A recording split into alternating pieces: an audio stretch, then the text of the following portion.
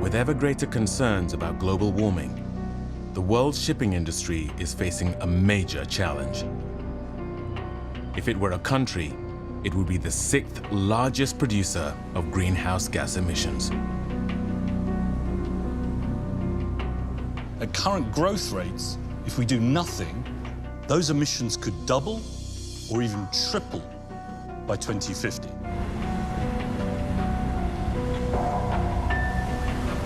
So is there anything we can do about this? The good news is, yes, there is.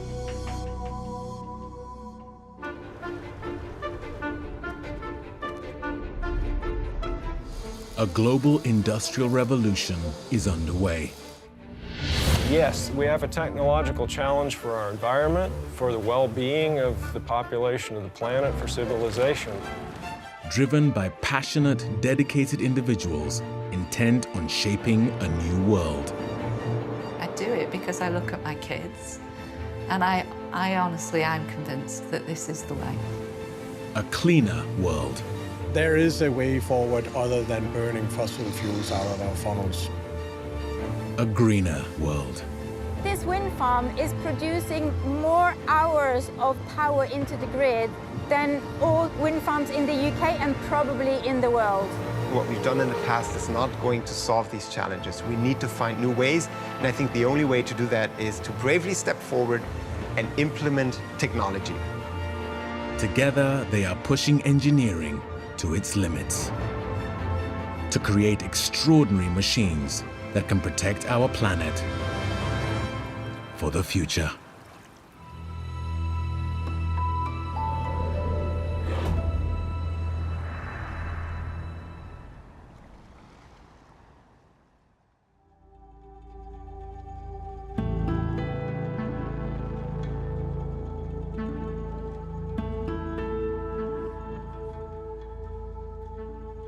Gavin Allwright represents a growing number of technology developers, shipbuilders, and operators intent on reshaping the future of global shipping by harnessing a resource that has transported humankind for millennia.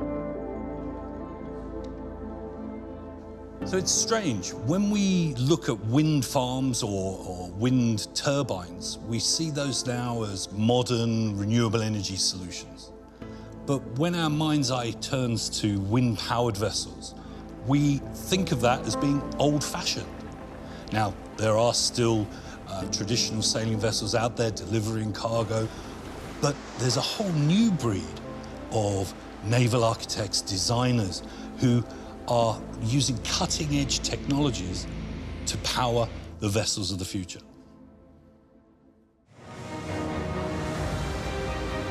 This is Black Pearl, the world's largest sailing yacht.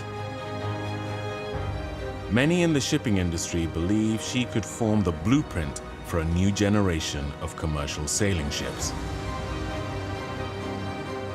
It's been 2 years since this extraordinary vessel took to the sea, and having proved herself on the world's oceans, she's returned to Holland where she was built, for what can best be described as some fine-tuning.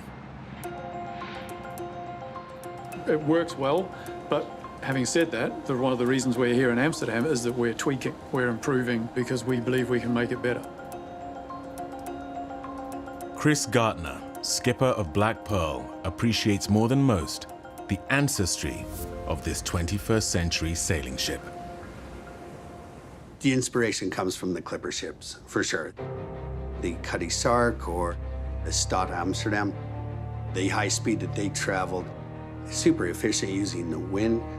To give some idea of just how efficient these clipper ships were, we need to look no further than the Flying Cloud. In 1854, she set the world record for the fastest passage between New York and San Francisco, 89 days, 8 hours. That record stood for 130 years. It was only surpassed in 1989. And this was a vessel with no motors or engines at all. Large wind vessels were still operating right up until World War II. These ships were seriously fast. Some of the clippers could exceed 20 knots. Many modern ships don't do that. The old sailing ships did require a large crew. On deck, they'll run with about 16 people, and they can drop all their sails or set their sails in approximately 25 minutes. Then carbon fiber came, and the game changed. Voila, we come with the Dynarig. We can maneuver the boat at sea with one person. The Dynarig system utilizes rotating masts to achieve the optimal position for its square sails. First conceived of in the 1960s, it was not until 40 years later that there were materials strong and lightweight enough to be up to the job. Towering 232 feet above the waterline, Black Pearl's 3 enormous masts are the largest example of the system by quite some margin. They are built to be freestanding, and they're like a big carbon fiber fishing pole. We carry 2,900 square meters of sail area, which we can deploy in just over 7 minutes, but more importantly, we can frill them away or close all the sails in just under 7 minutes. Being able to react quickly to changing wind conditions makes for more efficient sailing and greater energy saving. And what's more, it's all done by remote control. Basically, you have to take 3 big, deep breaths before you really start exerting your finger. No, but it's as simple as that. What does it feel like when we are sailing this boat? It's incredible. Just over 24 knots is our max under sail so far. The prediction is with the right winds and stuff, we should reach 28, 30 knots. Which is the equivalent of over 34 miles per hour. Well, I think we had a classic example on our very first voyage from Rotterdam down to Gibraltar, where one of the Portuguese coastal stations called us up. Black Pearl, can you please confirm that you are a sailing vessel? Yes, we are a sailing vessel. And there was a slight pause there, and then there was this Black Pearl, are you actually sailing? Yes, we are actually sailing. And at the time, we were doing 22 knots, I think it was, and passing all the cruise ships, the container ships, and the tankers and motorboats, and they just couldn't believe it. That was a great trip. But the designers of Black Pearl were determined to take things a stage further. When under sail, the propellers of the ship can be used as underwater turbines, generating electricity.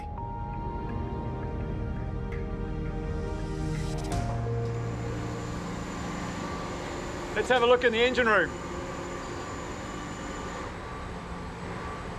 This is our main engine, our starboard main engine.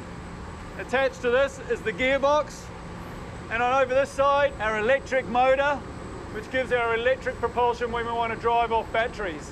So we have the option of running on diesel or electric, or a combination of both, which gives us our maximum speed. So obviously when we're driving the boat, the propulsion is that way. When we're sailing and regenerating, the power comes back through the shaft into the electric motor here, and is then distributed to the AC distribution board at the front of the engine room. And that's how we get our battery power. And here we have the starboard battery room, 240 batteries, lithium-ion batteries. A motorboat, you know, might do 17, 18 knots as its maximum speed, but majority of the time a motorboat is cruising at 12 because that's the optimum for fuel consumption and everything else. So for us to be able to do that and regenerate and not use fossil fuels is very cool. Currently, the team are looking to add solar panels either to the superstructure or flexible ones in the sails. And the ship has already been pre-wired to accept both options. I think the ambition right at the beginning was to be the first and set an example to our industry. And commercial shipping is taking it very seriously. Beyond yachting, the Dynarig can move into the commercial side of shipping. There's already many studies done for having multiple Dynarigs placed on large ships. And a sailing boat can go everywhere a motorboat can go. just nicer, quieter, and no pollutions. Now, the good news is the International Maritime Organization, the IMO, has set an ambitious target to reduce greenhouse gas emissions by at least 50% by the year 2050.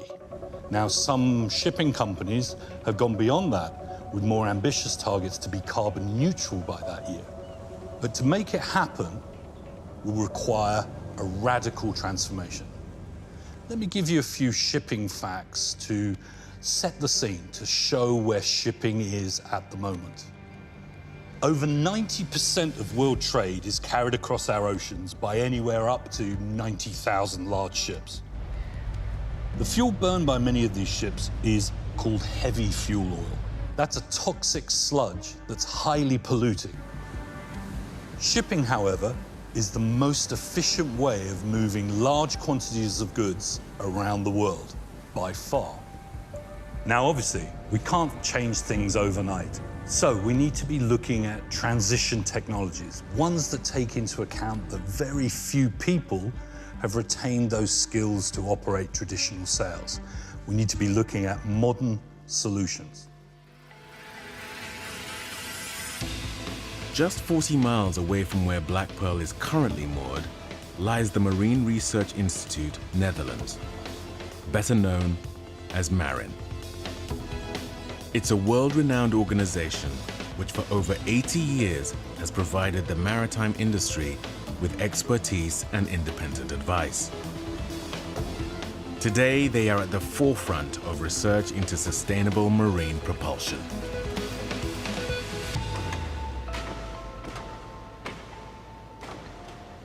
One mistake that many people do is to think that the wind is pushing a sail, and that's why it's hollow, and that's why you're going forward. Actually, it's working with suction, not with pushing. The wind is blowing. You have a flow coming on a given object, and this object is diverting the flow and creating on one side a high velocity and on the other side a lower, smaller velocity. It's known as the Bernoulli principle, after an 18th century Swiss mathematician called Daniel Bernoulli. He discovered that the faster a fluid flows, the lower the pressure. It's why a wing creates lift on an aircraft. The shape of the wing makes the air flow at a faster speed on the upper surface, creating lower pressure and effectively sucking the wing upwards. In the 1980s, designers began experimenting with rigid wings on boats. So it started with simple, smaller sails in area, but with a metal rigid profiles. And then some engineer pushed the idea further and only looked at the way a lifting surface is working. Collaborating with the famous undersea explorer Jacques Cousteau, two French engineers came up with a rigid sail which had a perforated outer surface and inside a fan, which created suction affecting the boundary layer. This amplified the pressure difference and increased the lift effect, making it 4 times more effective than the best conventional sails of the same size. And people who are looking at traditional sails cannot believe that a pillar, just a round thing, can produce lift. But it's a very smart and very powerful system. And then this invention was just left on the side and never used again. 5-6 years ago, we made presentation to try to revive the idea because we were believing that was a very smart system. And my hope was that at least one person in the room would raise his hand and say, well, this is a nice idea, I will pick it up and apply it on ships. One man who did just that was Frank Neuwenhuis. We first started on scale models. The first one I took on top of my car in order to see if this suction is actually working. There's quite some technology to combine an airplane wing, which is only the wind always comes from one side. And in sailing, sometimes it comes from one side, sometimes it comes from the other side. Also, the suction technology is quite difficult, and we needed to get that all in the right balance. And of course, all of this we wanted to get ready as quickly as possible. What they really needed was access to an immensely powerful computer able to handle the hugely complex calculations associated with airflow and pressure. Luckily for them, just such a computer is to be found at the Marin test facility. We have been working with them on calculations to further optimize the profile, the amount of suction you should apply to boost the performance, the effect of the height of the sail. And then they studied how does this suction work, how does the angles work, and what is the right shape, and they've been extremely helpful. But even with access to a supercomputer, you still need to conduct physical experiments. And if a car worked for a small model, there was no reason not to try it with something a little larger. Our approach is to have a little bit of saving on many ships. And we try therefore to make systems that can be installed on the ships that are already out on the sea today. We don't have to wait to build new ships. And if we want to save quickly in shipping, we have to install something fast and easy, things that are produced on an industrial scale that gives you a result. One of the key issues of this wing is that this big ventilator is sucking out the air from the wing, and by that influencing the airflow around the wing. And it's done through these little holes here, which run all the way through the wing, and this ventilator just expels the air and throws it outside in the bottom, creating vacuum in the wing and influencing the airflow around the wing. So one of the most challenging things, really, is to get this big ventilator, 2,500 kilos of steel, inside this wing construction. And it has to be glued in and connected to the bolts here. And once it goes in, we only have 10-15 minutes before it has to be perfectly aligned.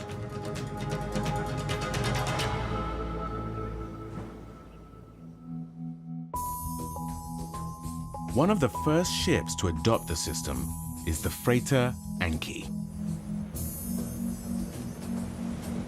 You can push the start button and it will sense where the wind is and it will position itself correctly relative to the wind. This wing can actually tack, as they say in sailing. So depending if the wind is on the left side or on the right side, we change the shape of the wing and the boundary layer is being sucked away from the other side. And if you suck away this boundary layer, then you influence the rest of the airflow. And with the sails in operation, the captain can reduce engine power and still maintain the same speed. When the ship changes direction, the wings are following the change of the direction. They will always keep the same heading towards the wind. So the captain doesn't have to do anything other than to decide he wants to sail or not. The system's already proven itself to be both rugged and effective. From the tempestuous seas off the African coast to the Arctic conditions of Northern Europe. Best as any sailor knows this, that when you have half wind, so the wind comes from the side, then the effect of wind propulsion is the best. But when it's from 25 degrees to about 180 degrees, it works. But Frank and his team weren't finished there. They had the idea to make something altogether more portable.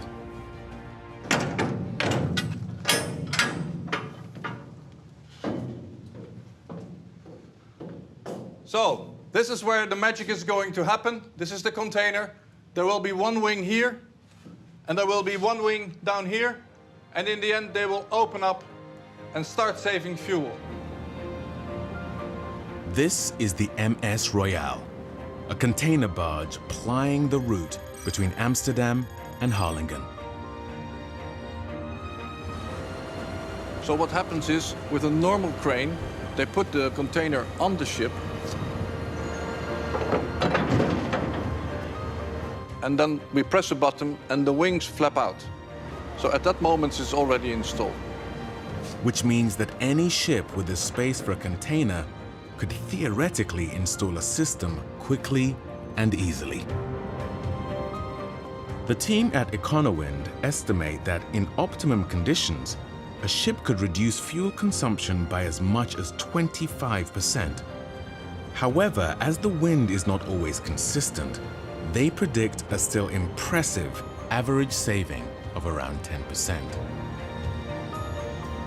In maritime sector is pretty conservative for good reasons. I mean, the sea is a very harsh environment, so it's difficult to introduce innovation in the maritime segment. So I'm extremely happy to see that this very smart invention is now applied again on board ships.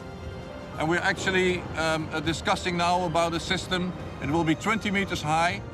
One wing will be about 2.5 times the total force of the 2 wings which are in the container. What we need for wind propulsion to be taken seriously is not just 1 or 2 companies out there doing it. We need a vibrant, thriving industrial base with many companies delivering many new technologies. This is the MV Copenhagen. Together with her sister ship Berlin, she operates on the busy route between Rostock on Germany's Baltic coast and the Danish port of Gaza. Built in 2016, they're 2 of the largest hybrid ferries in the world, able to carry 1,300 passengers and 460 cars. Well, welcome to the battery room of the hybrid ferry Copenhagen. A hybrid ferry is a ferry that has a battery system installed to supply energy when it's needed and to store energy when it's not needed. Scanlines estimate that their hybrid systems reduce CO2 emissions by up to 15,000 tons a year, the same amount as produced by over 340 average German households. And the journey doesn't stop here. It is our overall ambition to operate zero-emission ferries, but due to the energy requirements for a 2-hour voyage, it is much more complicated, and it's all the small things that add up. As efficient as she is, Copenhagen wasn't originally designed to make use of the free and abundant energy that wind provides. But tonight, all that is about to change. Once the passengers leave the ship, she'll make her way to the nearby dock and be fitted not with a sail, but with a device first conceived of over a century ago, which works on a principle known as the Magnus effect.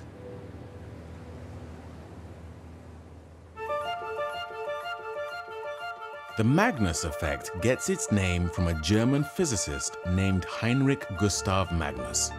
In 1853, he was investigating the reason why spinning objects traveling through the air, such as a spinning ball, don't move in a straight line, but actually follow a curved path. So what you have, for example, on a football, you have a forward velocity of your ball, which is rotating, and the flow sees 2 patterns. On one side, a high velocity, on the other side, a low velocity, so a lower and a higher pressure, and through the pressure difference, you have a side force. And that's why, with spinning a ball, you can give a certain trajectory. If you take a mast, a vertical cylinder, which is rotating in wind, you will have the same effect. In the 1920s, a German aircraft engineer named Anton Flettner, with a little help from a certain Albert Einstein, came up with the idea of using just such a device to propel a ship. By 1924, they'd retrofitted a schooner with 2 rotors driven by an electric motor, enabling it to travel at 10 knots. Having proved the concept worked, they went on to create a 3-rotor freighter. But the Great Depression, an abundance of cheap fuel, and no pressure on carbon emissions meant the idea was all but doomed for decades. But there was one legacy. Even today, these spinning cylinders are still called Flettner rotors. It's just such a device that's to be fitted to the Copenhagen. But this mega rotor is twice the size of those originals. Standing 98 feet high and 16 feet in diameter, it's built by Norsepower, a Finnish company who specialize in this technology. It's an exciting day, even with careful planning for months. There's always something you can't perhaps see in advance. One angle to it is that we have people speaking 3-4 languages and people from 3-4 nationalities working together here. The reason why Copenhagen and Berlin are the perfect ships for this, and in this case we are trying it out on Copenhagen, is because our ships are trading north-south and the predominant wind is westerly wind.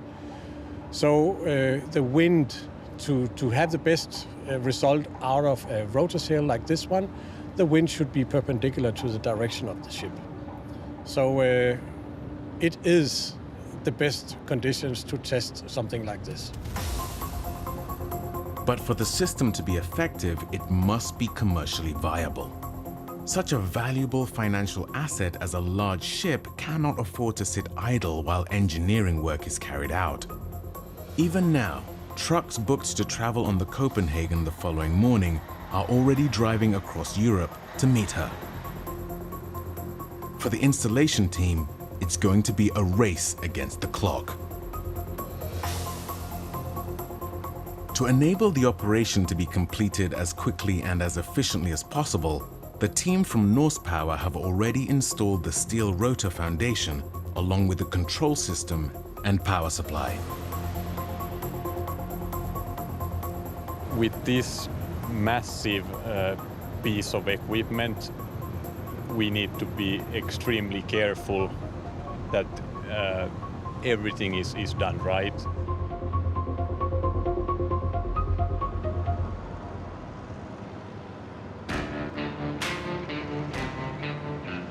I had a long checklist that I went through line by line to make sure that everything is correctly attached. Weighing 42 tons, precision is vital. The placement of the rotor has to be millimeter perfect to enable it to fit correctly to its foundation.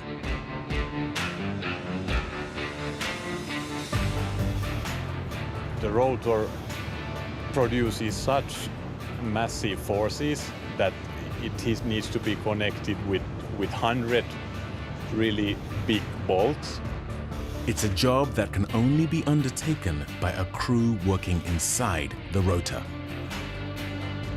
These bolts will need to cope with the 300 kilonewton force the rotor could potentially generate. That's the equivalent of the pressure of over 30 tons being acted upon by gravity. We are extremely excited to finally see this project become a realization now. And to me and my colleagues, this is a way of really showing that there is a way forward other than burning fossil fuels out of our funnels, because it's extremely visible. The team will now work through the night connecting the electrical system and tightening bolts. And tomorrow, the testing will begin. If successful, it could mark a new era for Scanlines, whose combined fleet transports 7.5 million passengers and over 2.5 million vehicles every year. But the team at Norse Power are well aware that many other shipping companies around the world will be taking a very keen interest.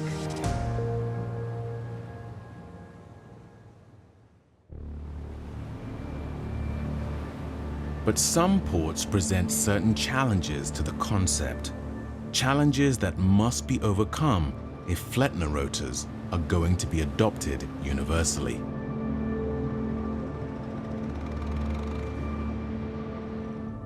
At a test facility on the windswept coast of northeastern England, British company Anime have developed a system to address just such problems. The Anime journey began over a decade ago with an environmentally driven ship owner and a group of shipping professionals who embarked on a mission to develop technology that would benefit the industry through reduced emissions. It was a program that would take place across the world and involve extensive investigation into the way wind flowed around a ship's infrastructure. It was during this period that a renewed interest in the potential of Flettner rotors began, and work was undertaken to develop an automated system compatible with the demands of 21st century shipping. The initial testing involved scale model testing with use of wind tunnel and 25:1 scale models at Southampton Warsash Academy, where actually the scale model vessels managed to reach a speed of 17 knots with no engine power on the lake tests. It was an invaluable proving ground.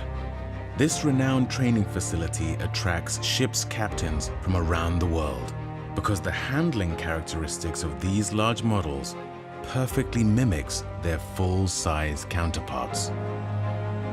Having perfected the theory, Anami's decision as to where to put it into practice certainly can't be described as the easy option.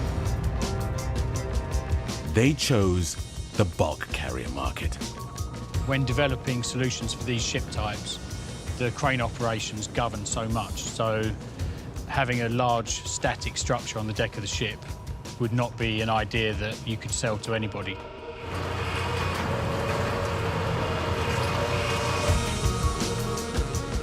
A folding rotor was one of a number of options developed, and being able to test prototypes such as this one for prolonged periods of time has provided a wealth of essential performance data. The maximum RPM of this particular rotor you can see in the background is 450 RPM. Now, the relationship between wind speed and rotor RPM is quite important in terms of the performance. The surface speed of the rotor typically has to be somewhere between 3 and 5 times the wind speed. That's pretty much the general target. But the owners of the 64,000-ton MV Afros needed something even more flexible. They needed the ability to actually move the rotors. So we developed a new solution which enables the rotors to be transported along the deck, forward aft, to avoid cargo operations.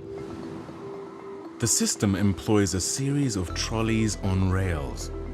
When the ship is loading or unloading, the rotors can be moved into positions which best suit cargo operations, whether that be offshore or in port. Upon leaving, the rotors are then moved into their operational position and mechanically locked onto the deck. The system is very easy to operate for the crew on board. The system takes care of most facets of the operation, including starting and stopping, choosing what rotational speed to go at, which direction to rotate in. Effectively, the crew can turn the rotors on leaving port. The control system will take care of everything. So for the crew, it's a very simple task. So Flettner rotors provide most thrust in stronger winds. So our rotors have been designed to operate safely in wind speeds up to 35 meters per second, which is a very strong wind. They have also been designed to operate in heavy weather, so when the ship motions are quite large. The wind direction also plays its part, and the ideal wind direction is from the beam of the vessel, so coming from 90 degrees or just behind. In those conditions, strong winds from the beam, you end up with very high fuel savings. And savings in fuel means a corresponding reduction of emissions. We believe that the savings can be anywhere between 5 and 30%, depending on a number of variables. I think in shipping, as you've seen with the wind industry and the wind turbine industry, bigger is proving to be better. But with ships, there are limitations on operation, so there will be a ceiling of where you can go with wind propulsion. But I don't think we've reached that ceiling yet.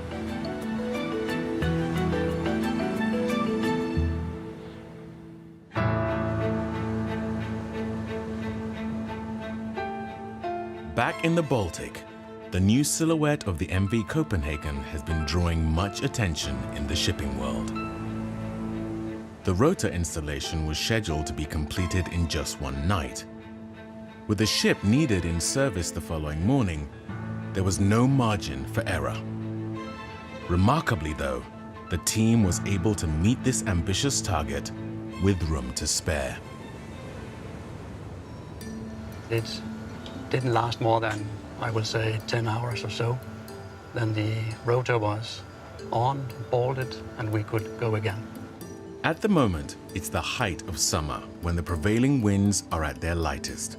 But the crew have wasted no time in testing the system ready for when the winds become stronger.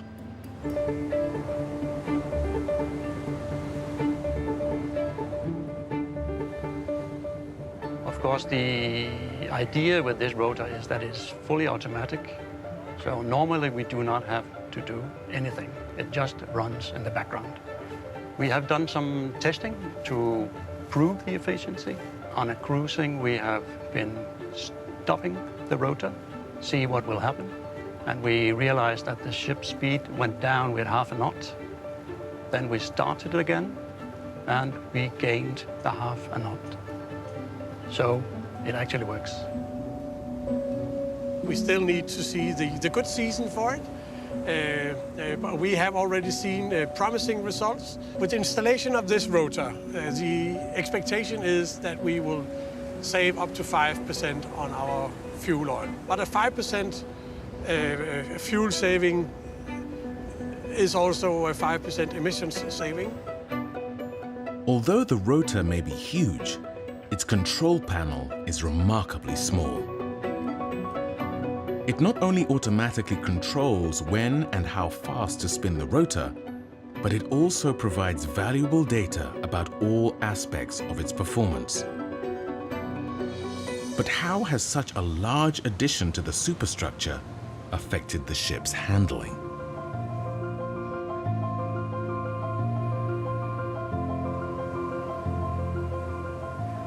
We feel a little difference. It's not much.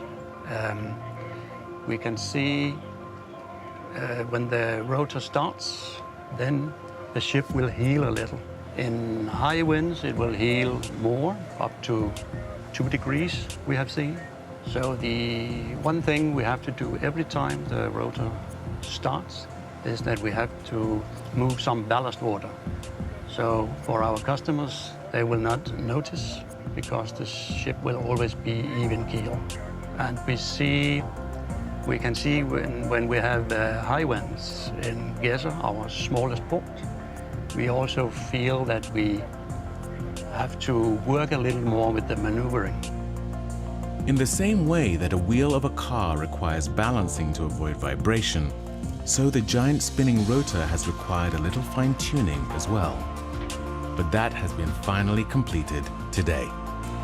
Now when we have made the last corrections, that makes it possible to run even faster, the most optimum speed with the rotor. We acknowledge it's a technology that has been around for 100 years, but so far very few commercial operators have had the courage to actually try it in a live environment. We sincerely believe that we are in the right spot. We are the right size of ship to make this a success. I can't explain how thrilled I am to be given the opportunity to run a project like this, to be allowed to do things that are good for the environment. It's good for the company as well, and it draws a lot of positive attention, we have to say. It is fantastic in all respects.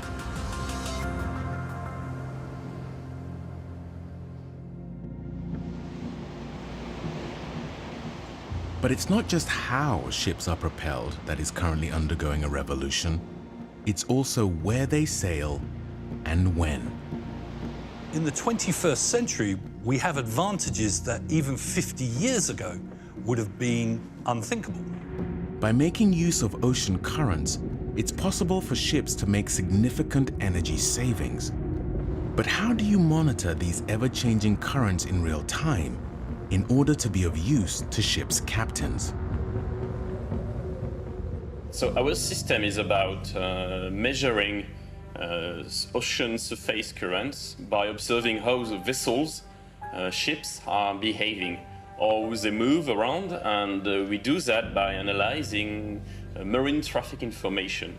So every single commercial vessel has a beacon which broadcasts real-time its position, its speed, and some information. It's called AIS, Automatic Identification System, which is to avoid collision between vessels.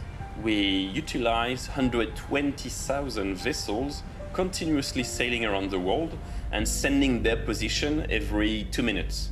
And this information is collected by some telecommunication satellites, and we get this data into our server and with our processing system. So we learn with some machine learning algorithm from the way the vessels are behaving. And we deduce the ocean current that the vessels are going through.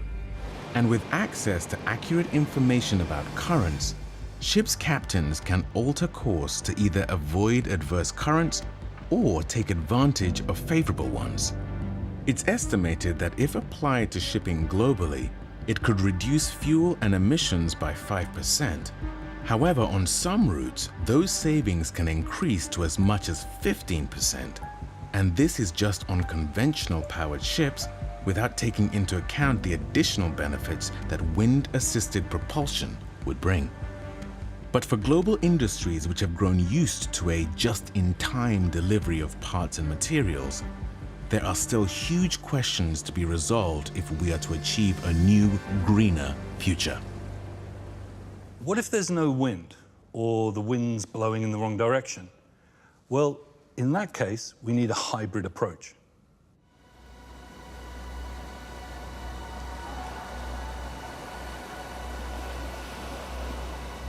This is Energy Observer, a French vessel which is halfway through an extraordinary 7-year odyssey.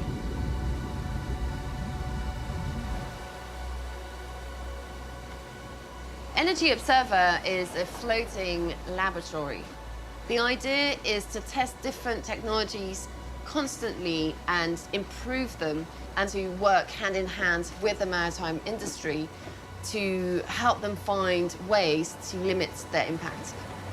It's also a media boat, so the idea is to be able to communicate and educate people about renewable energy everywhere we go. So the boat evolves all the time. It's a work in progress.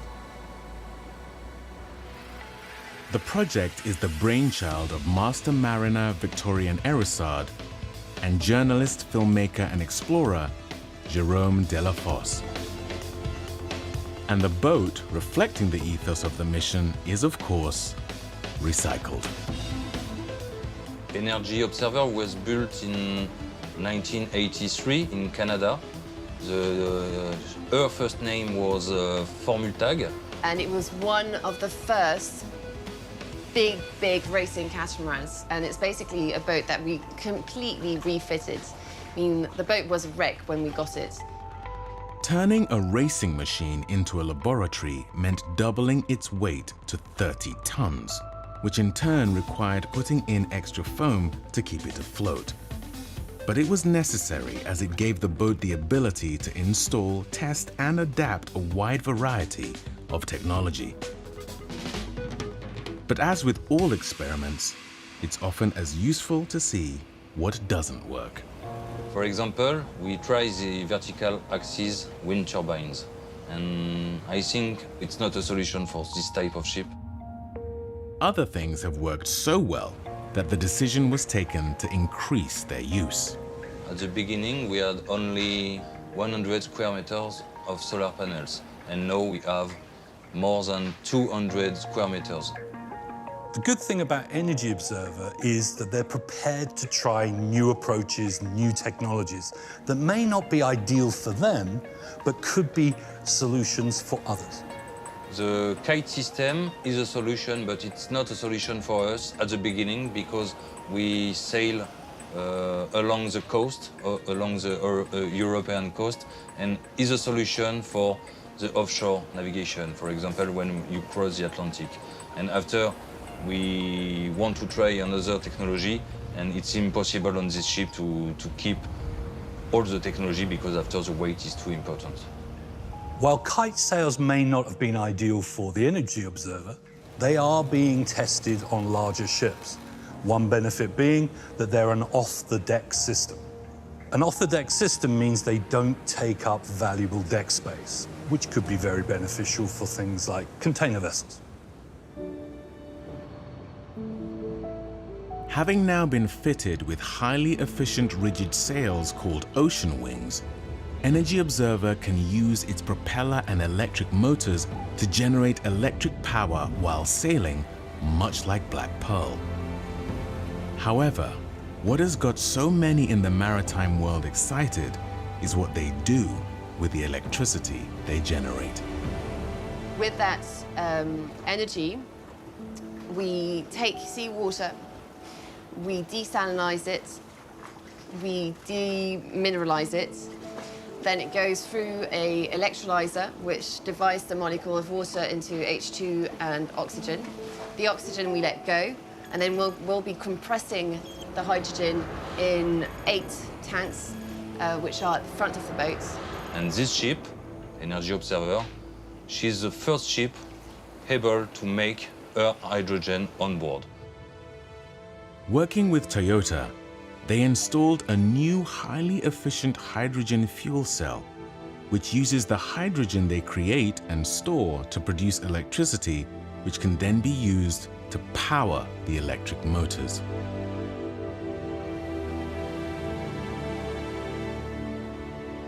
The maintenance of this type of technologies are very, very easy. You don't have oil, you don't have noise, you don't have fine particles everywhere on the ship, so it's very clean. It's really the future. When we started Energy Observer, the maritime industry was kind of laughing at us. I mean, they were like, yeah, whatever. I mean, this is just, it's peanuts, it's never going to work. But because we've proved the energy mix that we've implemented on the ship works, they're really interested. And now they're like, oh, so how can we implement, how can we have hydrogen on board? How can we add solar panels? How can we reduce our emissions by using the ocean wings, for instance? So we're only at the beginning of this phase, but it's very, very exciting.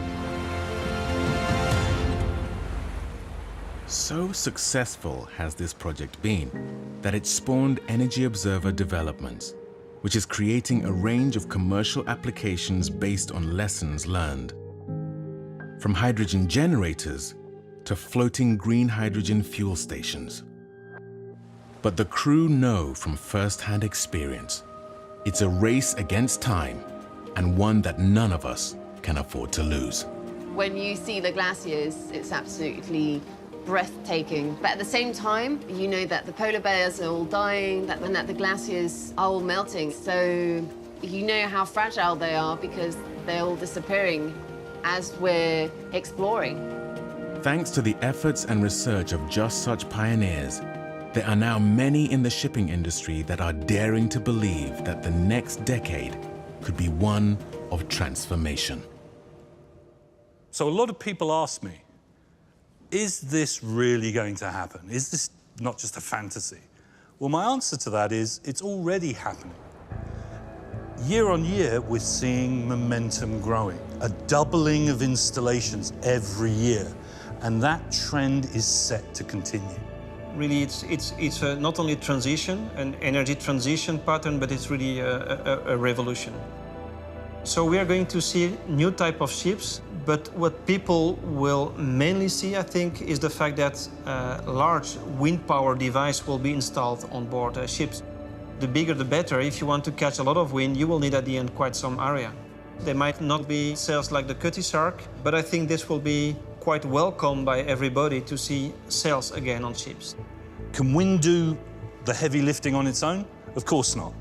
Alternative low carbon and zero emissions fuels are really going to be necessary too. We know that we will need different types of power, so the new vessels will be much more complex, I would say, in terms of design and engineering, because they will have to cope with different sources of energy.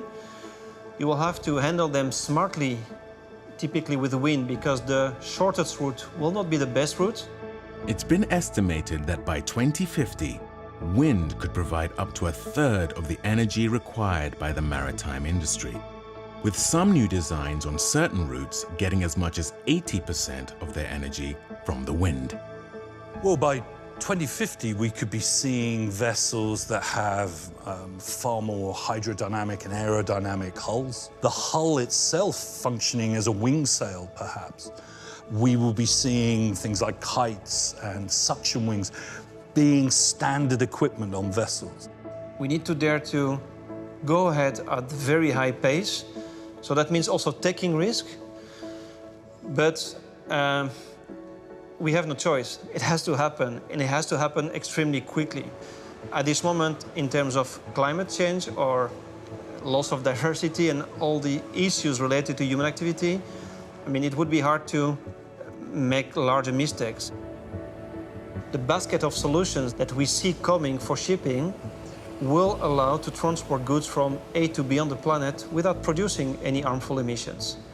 And this is a very nice horizon, not only for the shipping, but for all mankind.